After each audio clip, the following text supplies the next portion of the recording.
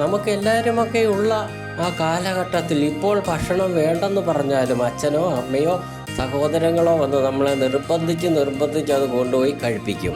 ആ സമയങ്ങളെല്ലാം കടന്നു നാം മുന്നോട്ടേക്ക് പോകുമ്പോൾ ജീവിതം പ്രവചനാതീതമായി തീരുന്നു. പിന്നെ ആരുമേതുമില്ലാത്തവരെ പോലെയാകുന്നു നാം പലരും. പിന്നെ കഴിക്കാനും കുടിക്കാനും വരെ നാം മറന്നു പോകുന്നു. ചില കൊടുങ്കാറ്റുകളിൽ അകപ്പെട്ട പായുവഞ്ച് പോലെ ലക്ഷ്യമില്ലാതെ എങ്ങോട്ടോ പോകുന്നു നാം. നീ വല്ലതും കഴിച്ചോടാ കുടിച്ചോടാ എന്നൊക്കെയുള്ള ചോദ്യങ്ങൾ പണ്ടാരോ ചോദിച്ചത് അങ്ങനെ അന്തരീക്ഷത്തിൽ മുഴങ്ങുന്നത് പോലെയൊക്കെ നമുക്ക് തോന്നും.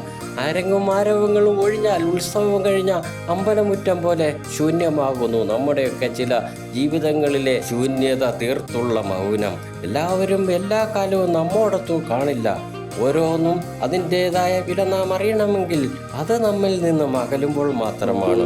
അതുവരെ നമുക്ക് ഒന്നിൻ്റെയും വില മനസ്സിലാവുന്നതല്ല.